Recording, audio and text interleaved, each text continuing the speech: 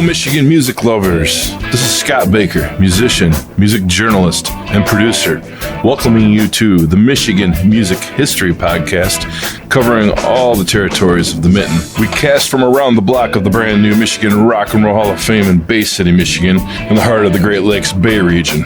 And I'm joined by Michigan music royalty, sitting to the left and right, Dr. J. Gary Johnson of the Michigan Rock and Roll Hall of Fame and MichiganRockandRollLegends.com website, and Sir Fred Reif, Michigan music author, publisher, manager, and musician. Together they have taught, lectured, traveled, hosted, and have been quoted worldwide on all things Michigan music.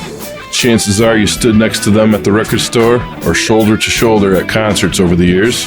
They are the record crate diggers and the library microfishermen that have dug around for the details, the credits, and the lineage that has been part of the backstory of Michigan music. So grab your favorite beverage, hit the cruise, and take a trip back with us as we open up a can of earworms on Michigan's rich music history. Welcome to the Michigan Music History Podcast Show, channeling through all styles and eras of Michigan music, from before you were born up through this very minute. And now, your host, Scott Baker. Hey out there, everybody in the podcast world, in the podcast land, in the podcast epicenter. We are back. Studio 163 in Essexville. We have a very special show, and they all are very special. And we just keep ramping these up right here, and we're having a great time. Dr. J, and once again, he's still sticking around a little while before he hits another vacation. So how you doing, Dr. J? I'm doing great. Happy to be here with the great Larry McCray. Oh, Just yes. saw him perform at Scotty's Sandbar. It was kicking butt. This is so cool. Everybody's happy. Bring some old bridges together. Oh, we got old some bridges crossing. We are. This is great, man. This is where the water flows, man. How you doing, Sir Fred? I'm doing great. Great. You guys both got to catch Larry come back and do a show with his brothers here. Larry McCray in the house. Hey. How you doing, bud? I'm so happy to be here, man. So happy to be here. And it makes it even more special being here with Fred Reif because Freddie Reif, the first person ever took us to Chicago. Really? Yeah. 1986. Seven. Here we go. 7? I think 7. 7. Yeah, okay, it could be 87. But anyway, we went, Fred was doing Lazy Lester, at the time managing Lazy Lester. And we were, a lot of things happened through the Reif family. So, I mean, it makes it special for me to be here with Freddie. But, you know, Fred introduced us to me and my two brothers to Lester. And we started playing some gigs behind Lester. And ended up going to the doggone Chicago Blues Fest, man. I think it was the third annual one, Fred. Yep. Third annual, yeah. So we were there with Lester. Katie Webster were playing that day. Michael Brush was on keyboards for us. Oh, yeah? And when Katie Webster heard Lester band come up, man, she walked right on the stage and gave Mike a big old booty on the side. I know that was Lester. I know it was him. Oh, what a memory. Oh, man, I mean, it's just like yesterday, dude. I remember this just like yesterday. Unreal, man. And you and your brothers were playing in the street after, or in the corner. Unbelievable. We sure did, man. We got tips. We got money, we got food stamps, we got everything else in there.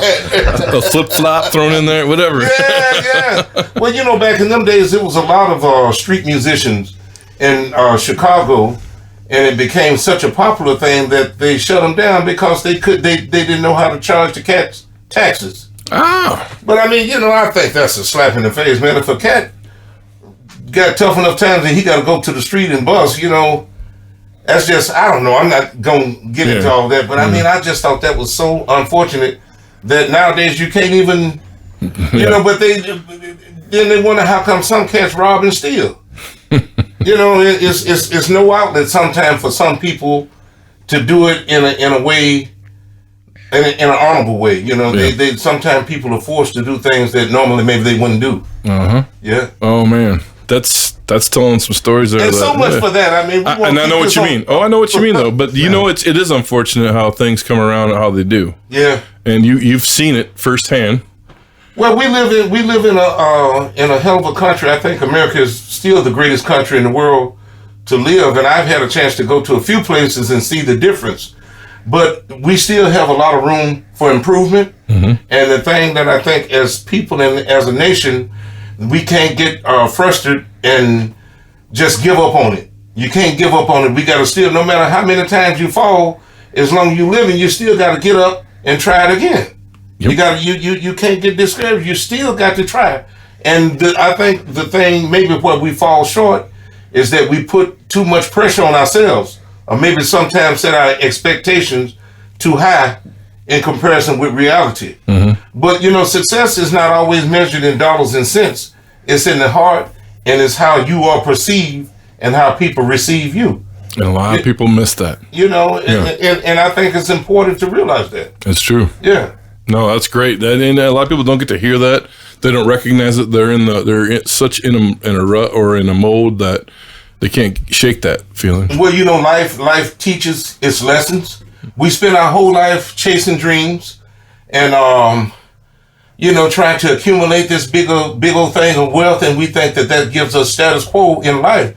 But as some people say, or as the saying go, I never seen the brink truck behind the hearse, going to the graveyard, When it's time to go, we leaving just like we come, and that's with nothing. You got it. We leaving with nothing. So the thing to do is what I have learned to do is keep what you need, but share what you got. Keep what you need. You need self-sustenance. Everybody needs sustenance.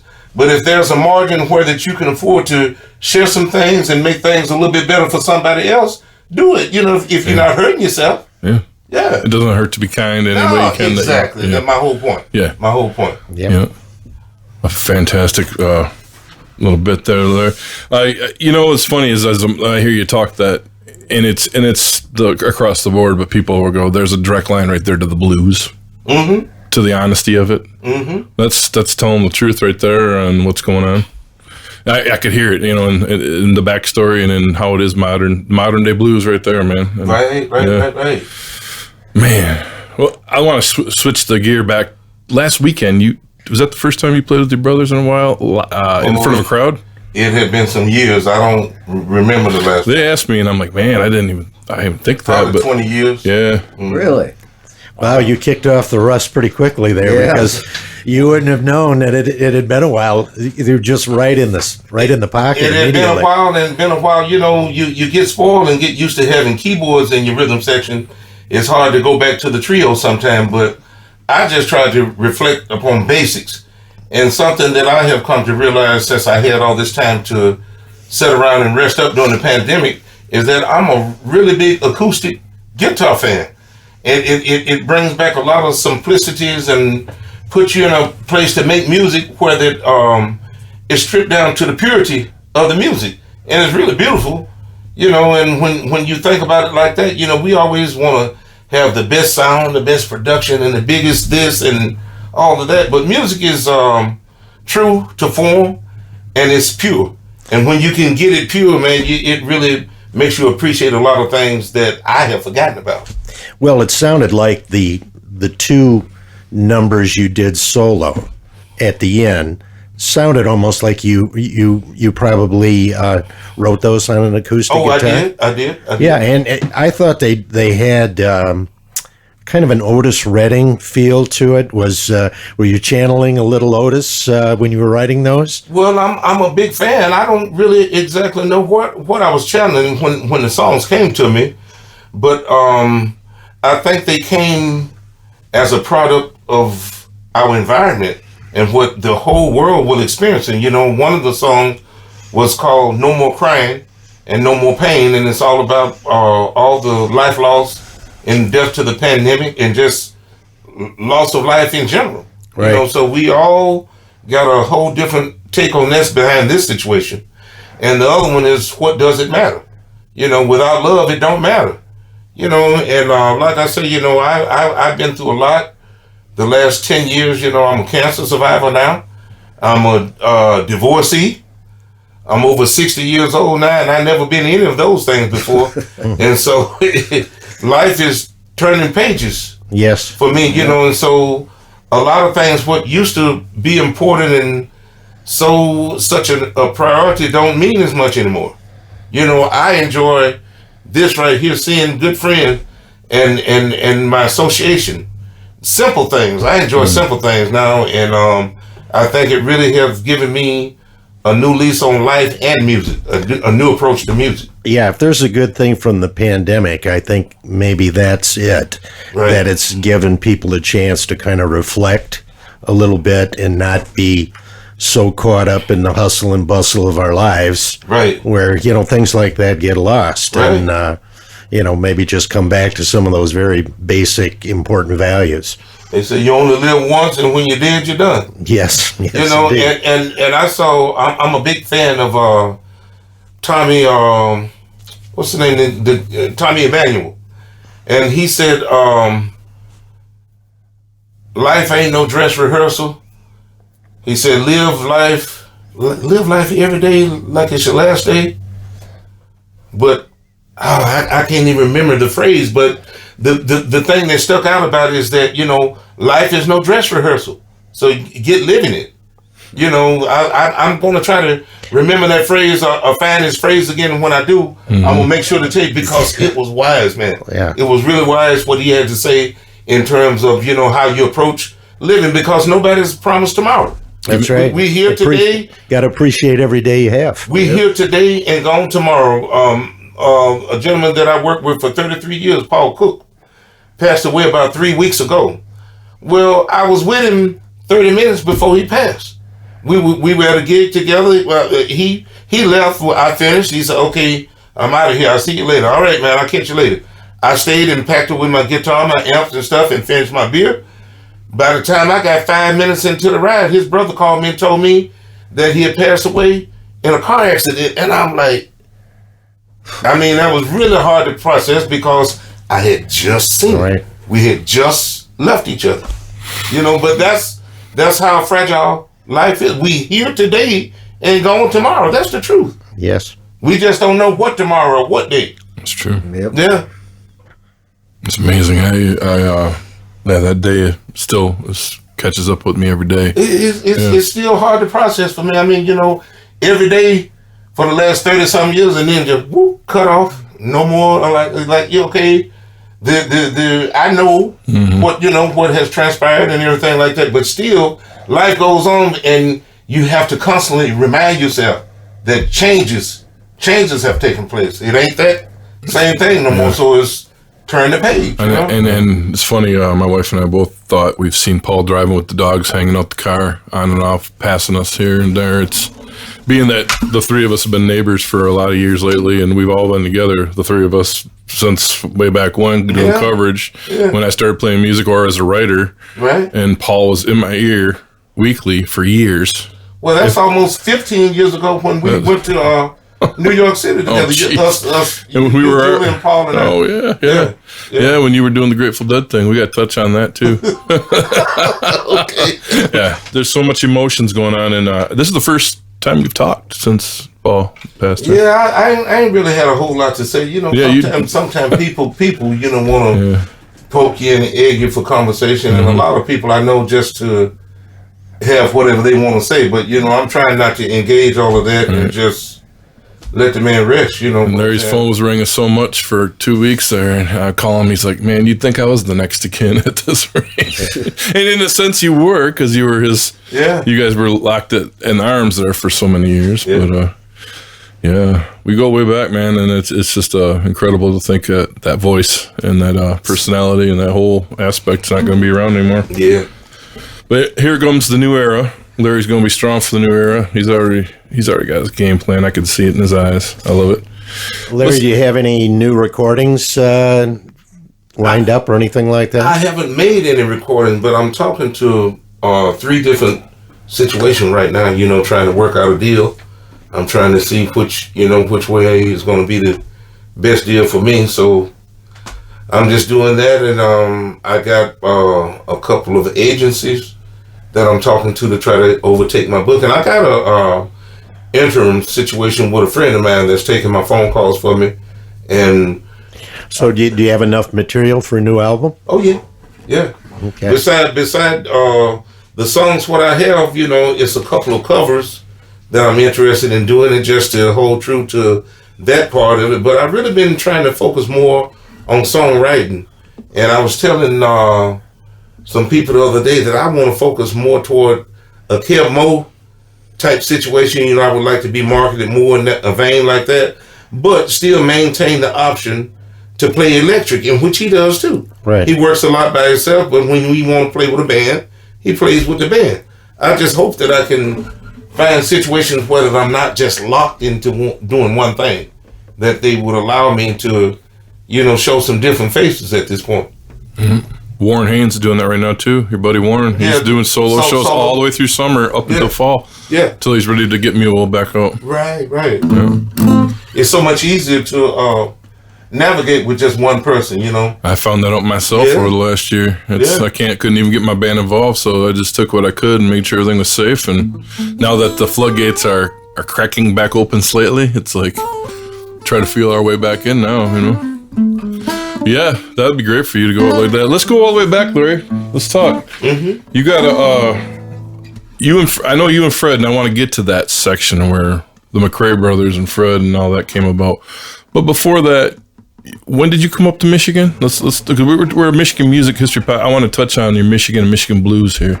I came to Michigan in June of 72. 72. Next year will be 50 years in Michigan for me. Unbelievable. Were you playing guitar at that point? Or? No. At that, but before I come to Michigan, the only time I ever seen music playing was like when my sister Clara played. And so when she come home, she would always bring a guitar and an amp, and she would play for the family and stuff like that. But she had a group before she left, and it was herself. Michael Burke's dad played bass for her. A guy named E.D. Mullins played piano. It wasn't no keyboard. He played piano, and Bobby Joe Hendricks was her drummer. So she had a 4-piece, and you know she worked at the little jukes and different places that she did down in Arkansas. You know, was she a blues singer? Yeah, okay, most definitely. And when she come here, when she got married and stuff, you know, she quit doing it. You know, she didn't have anybody promoting her music or anything like that. She was just that woman with the guitar, what they call it, you know. Why did your family move from Arkansas to Michigan? Oh my goodness, that was a no-brainer. it was tough times in Arkansas, and you know it was a hard time to be growing up in Arkansas in the '60s. You know, there was a lot of things that's different now than they were then. You know, I went through school integrations and stuff like that down in Arkansas. And I remember a time when it was kids that I knew from school, and they knew the same thing. I mean, you know, we all knew the code. You know, when we see each other on the weekend, if we saw each other at the grocery store, we didn't say hi or nothing. We just gave each other the look to let each other know, I see you. But, you know, wow, it wasn't no hey or no playing or nothing. So that the Jim Crow laws were still basically in effect. Oh, hell yeah. Yeah, wow. Yeah. Yeah, I remember I was there when Martin, you know, I remember when JFK was assassinated, you know, when Martin Luther passed, you know, Bobby Kennedy. Sure. You know, all of that, I was there when that kind of thing was happening. And believe me, it was a different day then. It was totally a different day. So besides that, and beside the economic inequities, you know, we left and, you know, come to Michigan. Me and 3 of my other siblings, we all, 4 of us, all went to work for General Motors. Mm-hmm. And then my other brother worked for Wicks Machine Tool. He was a journeyman. And there, I mean, so, you know, life was good in the 70s here. You know, we came, everybody went to work. Shit, we driving vehicles, you know, a much better living situation, the whole thing, you know, it was a different day, you know. Well, that's, you look back in Michigan history, music history, and the migration from the South was such an important factor in the way music developed in this state. You know, not only the blues, but country music as well, and the blend of all the different styles country together. Music was never nothing but across the track. That's all. It was the same thing. It was just them boys on the other side of the track doing the same thing. You know, so with that being said, I grew up with a strong country background. I mean, you know, Porter Wagner, Speck Rose, you know, a big hee-haw fan. You know, I was a Dolly Parton fan. I love Dolly Parton. Charlie Rich, Conway Twitty, big Conway fan, George Jones, stuff like that. Johnny Cash, Sure. big Johnny Cash fan as well. So I mean, I didn't have no discrepancy in terms of what music I listened to. I had a standard. It had to be good to, what I thought was good anyway. I thought I had a standard, but if it was good, I didn't care what it was. I'm listening. I was a big Pete Fountain fan. Pete Fountain. Clarinet player. Yeah, Pete Fountain, Clyde McCoy, stuff like that. What's his name? Benny Goodman. I listened to a lot of swing music and stuff like that. Big band coming up as well, Right. Mm-hmm. Yeah, so your family's so well-rounded musically. It just makes. I mean, I listen to what Steve listens to when I see Steve, and I hear you, and it's like there's some funk and there's a little bit of everything going on. When we were little, they taught us you had to learn how to identify the instruments by sound. So I'm talking about when we were little bitty kids, they said, "What is that?" If it's a clarinet, you say, "What is that?" Trumpet, baritone. You had to be able to identify the voices when you heard it, and that was always fun. That was a game for us to. To guess what it was, no, yeah, you're right. I do that with my twins right now. Do you really? Yeah, I didn't even think of that. Yeah, that's good. We always say, "Who is this? What is that? What are they doing?" And another thing that I found out when I became a father is that the doctors say that if you introduce music to a child before they're 2 years old, that you stimulate parts of the brain that otherwise never become engaged. I guess unless it's some other way to do it, but you're turning their brain on when you give them music, at a young age. Right on. Yeah. So you guys got it turned on in a long time ago, and that was your thing. Well, that was one good thing. That was one good thing they gave us. Tell me about your path as you got up here to become a local musician, or where were you playing when you first started out playing around here, Larry? Well, when the way I learned to play was that there's some musicians that used to come to my sister's house on the weekends, and they would come there and they would bring bass, drum, guitars, and every now and then it might be a Rhodes or Wurlitzer play or something like that, but mostly 2 guitars, bass, and drum. Was that Frank Washington? Frank and James Perkins, Harry Brooks. Right. The old Johnny Bias. Oh. Johnny Bias and my sister. At Clara's? Yeah, at her house. We lived on the south side on Grant Street. We lived on right off the corner of Grant and Ortman.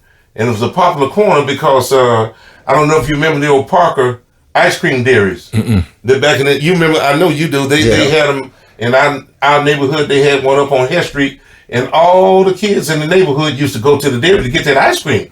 They had ice cream, they had cookies, they had pop and everything. So we was right on the corner where all that was going. So all the kids coming by our place, where they would be playing music in the house. And so it would attract all the kids, from the neighborhood from that. And next door was this Spanish man, a Mexican man, our neighbor. His name was Frank Silva. And Frank was all but a country and western star, man. I mean, we thought Frank was Johnny Cash or something because Frank had the dress, he wore the clothes and the rhinestones and all that stuff. He had the nudie suit. The nudie suit. I don't know. This was like. Yeah. Oh yeah, and he was proud, man. He had his big cowboy hat. Yeah. Frank had a gold tooth in front and Larry Canary. He had a smile, man. When Frank Silva put that smile on you, that was it. Oh man. He had country music star potential. We thought he was somebody like that, Wow. So Frank would be sitting up on his banister a lot of time. Goodbye, Joe. Me gotta go. He sang all these Hank Williams and some George Jones songs. So another dose of country music. Man, right there. And I had to been about 12 years old. I was 12 when I come here, so I was 12, 13, 14, taking all this in. Wow. By the time I turned 14, Al Lindbergh had opened Watermelon Sugar, and I would ride my bike from the south side over across the bridge to get to go in there and tinker around with them instruments. You rode your bike there? Yeah. No doubt. That's pretty close. What year did you say? That was in Old Town, or in the Old Town, but across the river. I got you. It was across the bridge for me. Yeah. Go ahead. What year did you play with when you came in at the Hamilton Street Pub and sat in with Tucker? Ron Tucker? That was in the 70s, wasn't it? Or early 80s? It was early 80s. Ron Tucker and Ron Gorski. Right. Because I was the drummer in the band. Right. That had to been right about 80. And then we started playing that, the McCray Brothers, around about 83, 84. And went from there to about 88. So about a 4-year stint. That's where we played almost every weekend over on Hamilton Street. Hamilton Street, or that place here in Bay City on Broadway? Used to be Walcott's. That's it. Used to be I Walcott's. couldn't remember that name. Yeah. Walcott's. Walcott's Frontier Bar. Sure was. I'll be darned. That's a name that I haven't heard in all of our podcasting yet, or from anybody locally. I kept forgetting that name. Yeah, Walcott's. Right down the south end there, right there by what's that restaurant? What's in there now, Fred? I think it's empty now, isn't it? It is, but it used to be. Well, there was Paul's Diner down there that used to have the sign with the Paul's was spelled out on little hamburger buns, and that was right across the street from the Coke plant. Oh, so right on Mr. Hot Dog used to be down there. Broadway. Okay. I was telling somebody else too. I started over here at Dietzel's bar. Dietzel's? Oh man, Dietzel's. Dietzel's Den. That's right. Right there in the corner where it's a bakery. There now on Columbus Street. You know where the bakery is on Columbus? Oh yeah. Well, they revamped the street. Didn't even used to be like that. And Dietzel's Den sat back in that little patch of land that was in between there. So old man Dietzel, he had the coldest beer in town, man. And you drink beer out of fruit jar, and then we wasn't nothing but boys. But back then you could drink at 18, and so we go in there and play some music at Mr. Dietzel. He give us a few dollars and give us all the cold beer we wanted to drink, man, and that's all we needed. What a story! Yeah, Jerry Dietzel was my first music buddy over here in Bay City. Me, Jerry Dietzel, and a guy by the name of Eddie Coburn. On bass, he played string bass. They called him Bosco, but he ended up. Ed been in Detroit for about 30. Yeah, he played with 30 Silk. something years. Yeah, played with Silk and used to play with the All God's Children Jazz Band. They were all, him and Jerry Holmes, Billy Howell. you got my back. Yeah, Billy Howell, and who else was in there? Fred Felton Sparks, which was one of the. He wrote some scores for the Tonight Show for Johnny Carson. Oh, really? Tonight's score. Yeah, he was big time. There was some serious jazz boys. Throwing down some Michigan info we do not have on our podcast show. Oh, Jerry Holmes and Jerry Felton, Eddie, and who was the drummer? I can't think of his name. I'm trying to remember who the drummer was too. So you said Eddie Coburn's in Detroit? Yeah, he'd been there for 30-some, probably about 35 years at least. Okay. Yeah. Yeah. So one year you were out in what, 77, 78, Larry, playing live? And that was just picking and grinning with your brothers somewhere, or jumping in on open mic? We were coming to Dietzel's. We were coming to Dietzel's over here. Shoot, back in the late 70s, we all thought we had our bro game down in the Soul Chain. so the whole thing was we had been nowhere, never left the neighborhood. Boy, don't y'all go over to Bay City. Don't go so don't do this. They had us scared to leave the freaking house. Oh, man. And when I come to Bay City, I started making friends and meeting people, man, and I never did look back. Bay City, to me, is just as much my home as Saginaw because I know so many people, and most of my friends here that I know been just about 40 years. The whole gang that I run with now.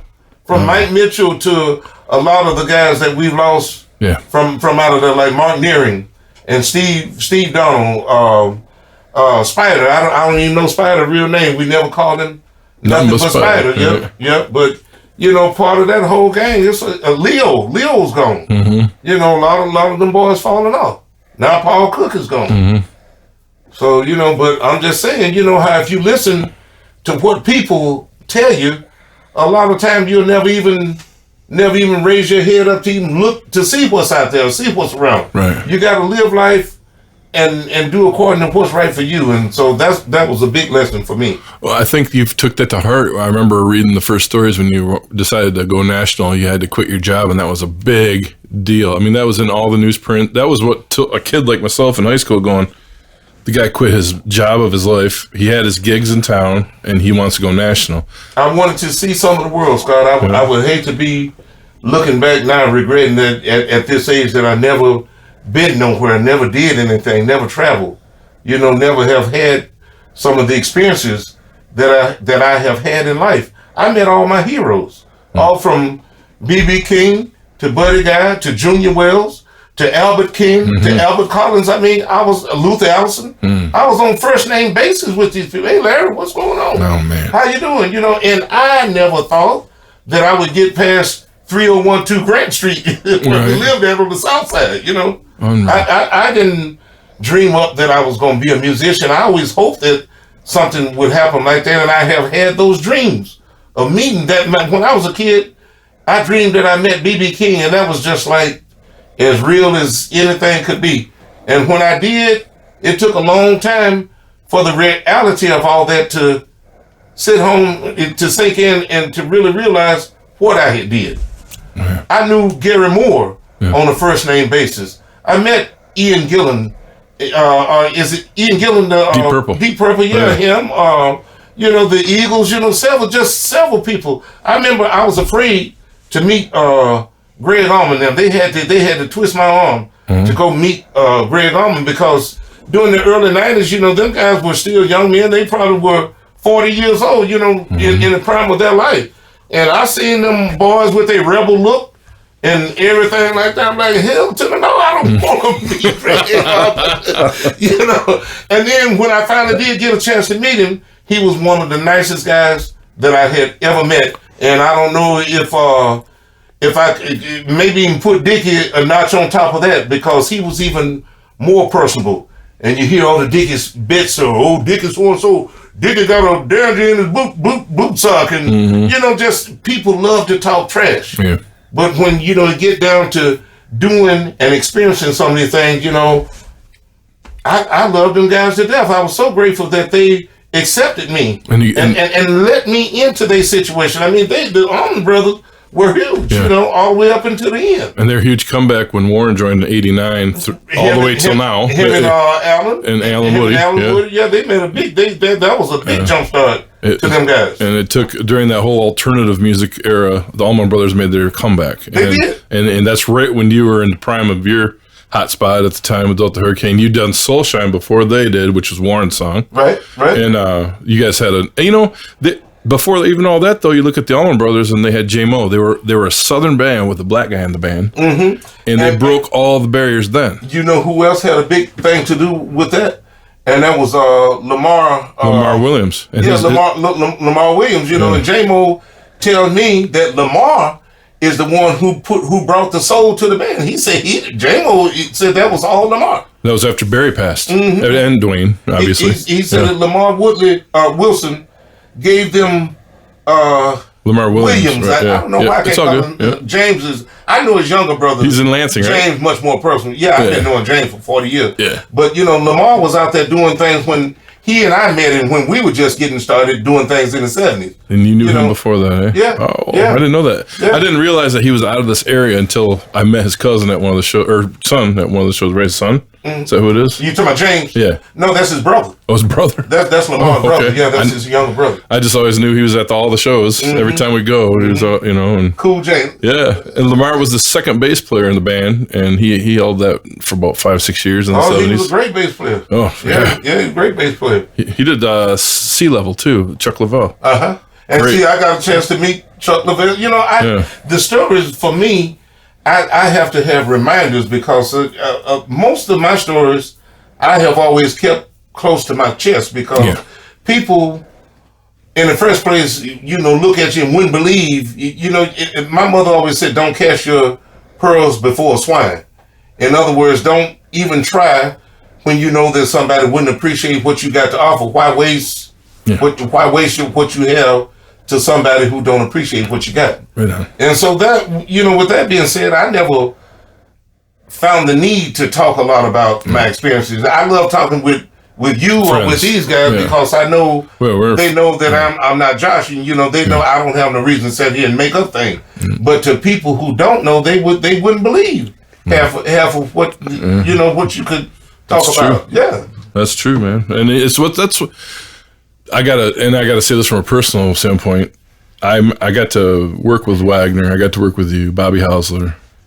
I've had certain guys guide my musical career along the way, and all of you guys brought a little something different to the table. And that was one thing you always like. You know what? When it's time for your friends, do your thing. Right. Be personable, but man, take it to the public and do your thing. But keep it tight. Right. And you always were like that, man. And I see that. As we get older, here we are growing older, it's like, man, there's some crazy stories we got in there too. Yeah, who would believe about the Phil Lesh stories? I know. Yeah, sure. Yeah, no, all right, whatever. Yeah. Hey, Gary, you got any more questions for him from the 70s there before we move on? Well, one of the my favorite recordings that you're on really isn't one of your albums. It's an album called Painted Blue, which was all songs of the Rolling Stones done by blues guys. And I thought that was such a good concept because, and Fred and I were talking about this the other night. It was the Rolling Stones and also the Animals that really introduced us to the blues, especially Chicago blues. Mm-hmm. I mean, I'd never heard Muddy Waters or Howlin' Wolf or Little Walter or Robert Johnson or any of these people when I was a teenager. Right. And then when the Rolling Stones came along, especially on their early albums, they covered a lot of the blues guys, which caused me, and I'm sure Fred too, be kind of interested. Who are these guys? I'd like to hear the original song and so on. Yep. So anyways, when I bought that album, and of course you did Midnight Rambler on there, and I thought I read somewhere where you had said you had never heard that song before you recorded it on a Painted Blue. So I wonder if you could just take some time to talk about, first off, how did you get involved with the project? And then did somebody suggest Midnight Rambler to you, or? Yeah. Well, what it was, I was hanging around in Chicago a lot, and producer John Schneider, I had worked for him before on some different other projects. I got a chance to play on a project with Mavis Staples, and they had Sonny Landreth on guitar, they had Gatemouth, and they had Derek Trucks. And so I was there as well, and I got a chance to work on this project, so I already knew him from that. And from that point on, I got a chance to do a lot of work for him, during the night. And so when this thing came up, my name got thrown into the hat, so I got a chance to do the Rolling Stones Painted Blue. I did another number on a Bob Dylan tribute series that they put out. All Along the Watchtower. Yes, sir. And also another one where they did songs of Eric Clapton. Whoa. So I got a chance to be part of all three of those compilations just through a connection. And that was the House of Blues label at the time? Yeah. And you were on that one record was on their label too. I had Born to Play the Blues on the House of Blues. But him and Jay Newland. Jay Newland was the engineer, so him and John were partners. They were producing for Verve and later House of Blues. But also we used to play a little joint in New York called Manny's Car Wash, which I'm sure Fred knows. Well, I'm aware of that too. Yeah, so we used to go to Manny's, and you see a lot of different, you run into a lot of different cats, at Manny's, so that's where I used to play, and I used to see John Schneider and them. They would pop in there, Really? And everything. And Jay used to, they call me L-Mac. L-Mac, let's do something together one day. Let's do a project. I love to produce you. I love to produce. I said, sure. I love to work with you. And one day, round and round and round the block, it came up. You know what I'm saying? Yeah. And that's just how it happened. Wow. And now, just before you did those House of Blues records with them, though, you did get on that Peter Green tribute too, right? I forgot about that, but that was a different label. That was Arnie Goodman and Paul Aronson, and they used to do a label called Viceroy and one called Domino. Mm-hmm. And I think that they might have did a couple of Verve projects also, but it was mostly Viceroy and Domino. Those were their sponsors. So, and the label that was Rattlesnake. Rattlesnake. Yeah. Rattlesnake Music. And the song Rattlesnake Shake is on there, and it was Peter Green. They were tying a lot of things together with that whole thing. Yeah. Yep. That was the label. It was called Rattlesnake and Music. you did Black Magic Woman. Black Magic Woman. That was one of my favorite. I thought that turned out pretty good. You know, a lot of times you do records and stuff, and you wish things had turned out different or whatever, but that one didn't leave a bad taste in my mouth. Excellent. So I was glad of that. But you know, that's amazing. And doesn't it kick off the whole 2-disc series too? Doesn't it? The very first song. It's the first one out of the book. That blows my mind. I remember getting that going, wow.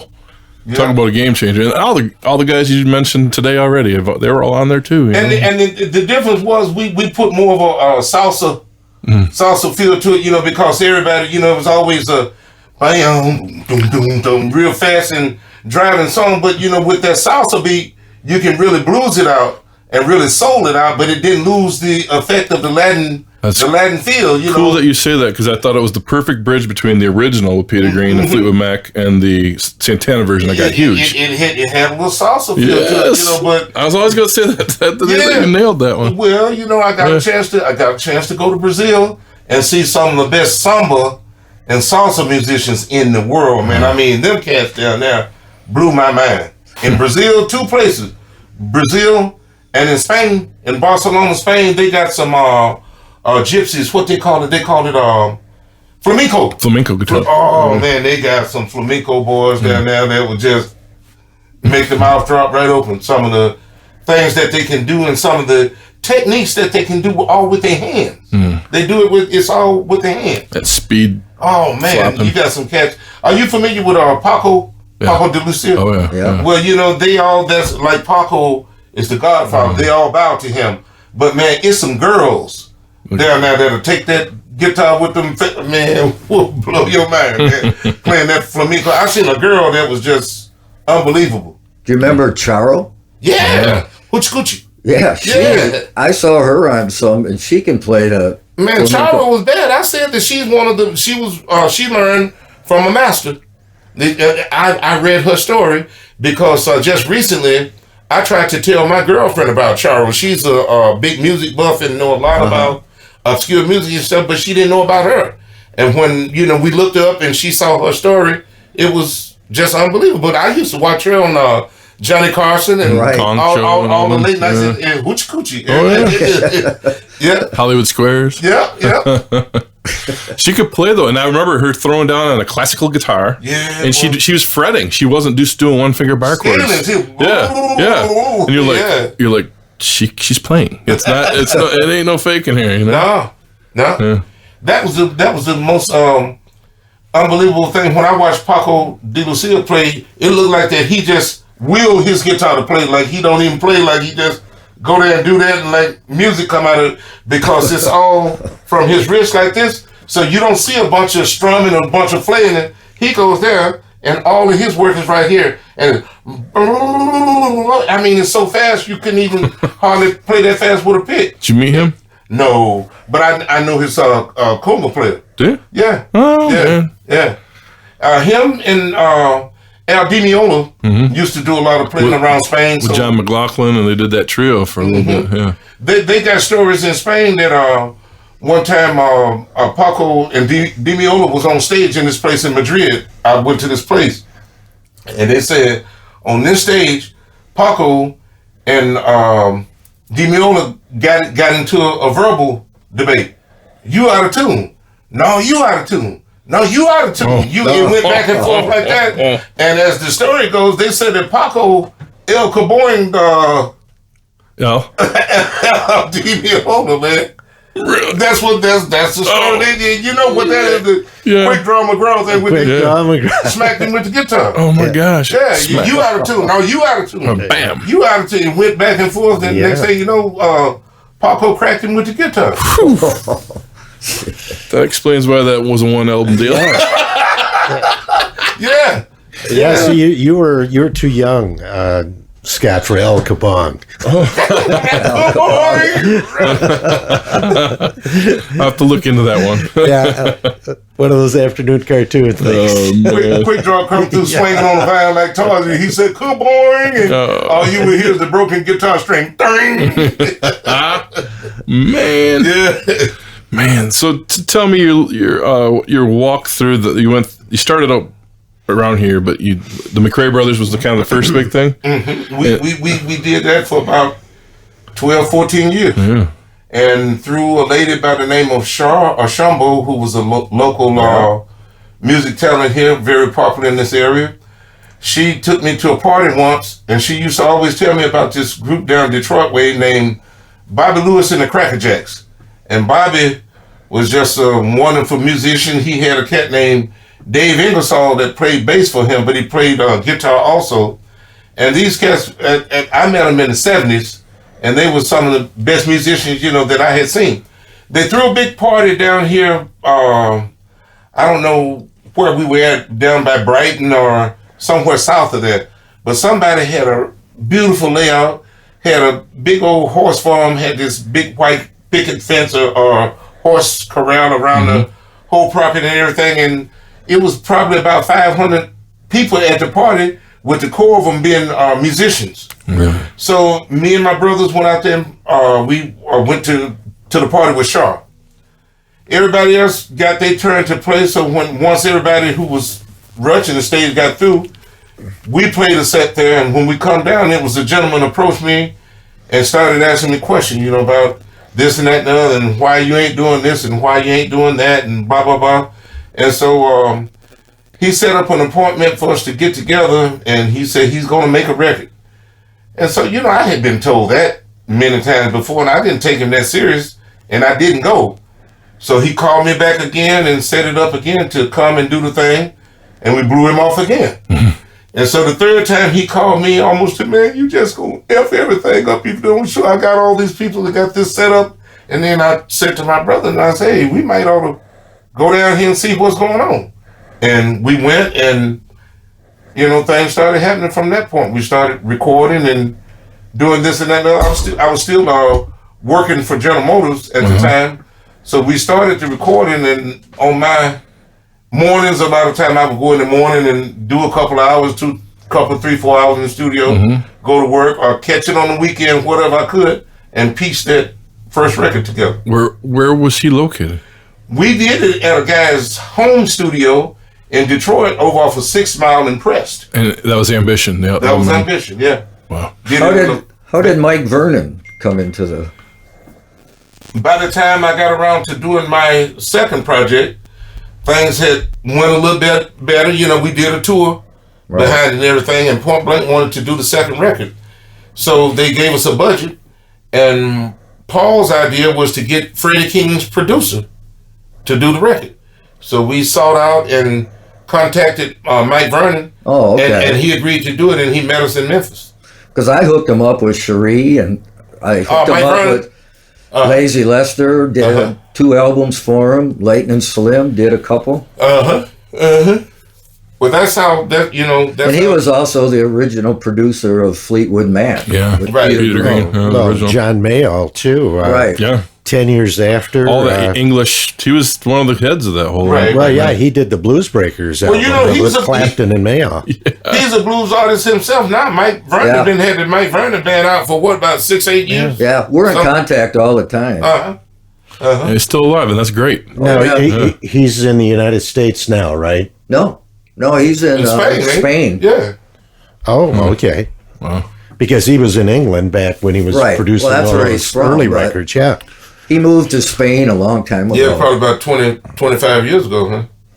At least about that long ago. The songs on Ambition are...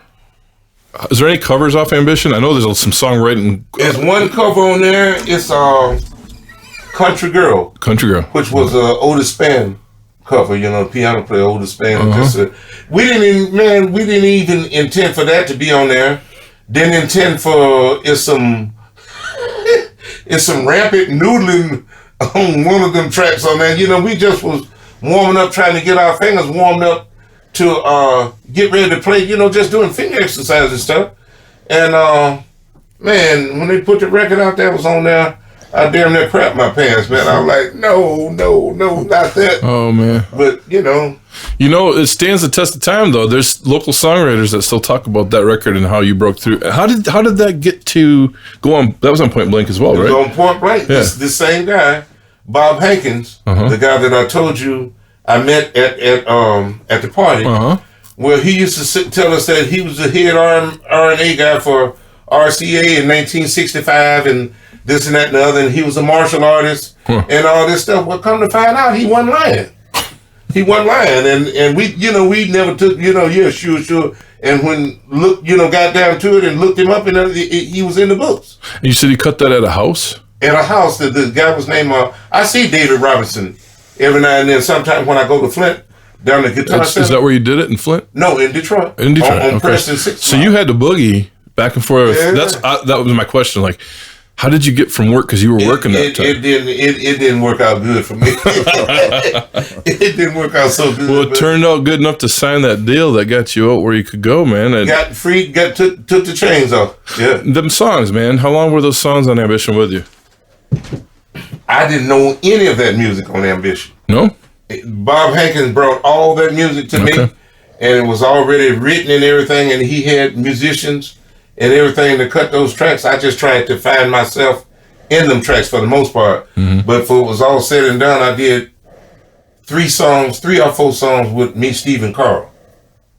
So I did get both my brothers on the project and everything, but that they kind of, I was just along trying it out, just trying to see, when you don't have any direction and know anything what's supposed to be, well, it's all news to you. So instead of trying to be like I was the man and know what was going on, I'm trying to watch everything and see which, see where it's going. See how it felt, and then you took your path into it. Right. Was there any musicians or blues oriented, or what was your musical inspirations out of Michigan bands at the time? Cover band, anything? Like, was there someone that you went to see, or an original artist that anybody you can mention that from our area or from the statewide that you were like, yeah, we used to go see them all the time, and that really pumped me up or anything? Well, I got to think about it. At that particular time, one group that Thornetta Davis was was called the Chisel Brothers. Oh, yeah. I used to go see the Chisels. I like the Chisels. Yeah. Thornetta was in there for a while. Yeah. I used to like. He became my bass player for a while. Rick Ewing used to play with a group called Newton and Salamanders, and also with the Crowd Pleasers. And Rick Ewing was just, probably one of the best bass players I've ever seen or ever got a chance to work with. He also worked with Joe Ligon and the Mighty Clouds of Joy and stuff like that. So he had a strong gospel background as well, but he could funk, man. That boy was funky on that bass, and he could dance and do steps and dip by. Just act a fool. He could act a fool with that bass and never miss a beat. And then for his topper, after he done danced and played everything he could play, he threw his bass down on the floor and let it crash on a blam and make a big noise on the floor. Then he would lay down and slap his bass over the top like this, and be funky with it. Be killing it. Oh man, he would be killing it just like that. Heavy funk just like that. So he was a crowd pleaser. And then when he would get up, he would pick his bass up and throw that sucker back on his neck and do a move and do a split, a dip or something, and dance off playing his bass.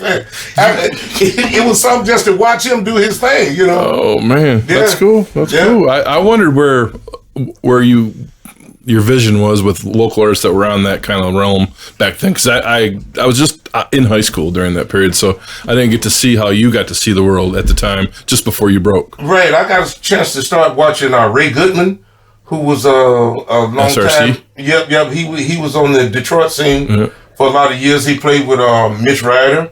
I got a chance to meet Badanjic and Tony Sui, which was the bassist, and I just absorbed Sun Messenger. I used to like the Sunny Boys. Oh yeah. I just like anybody that had roots. That played real music. Bugs Bedeau. Oh yeah. Stuff like that. I would support all them kind of groups. That's cool. And I never got to ask you those questions. I'm like, I wonder what it was like for you to be in your realm, at least the shit that you grabbed a hold of back then, Right. From around here anyway. James Glass. Yeah. James Glass and what was his name? Fred. He looked like he was part Hispanic or something. He blowed hard down in Detroit. He used to wear he had a grunge look. He wear jump boots with shorts. Right. Okay, I can't think of it.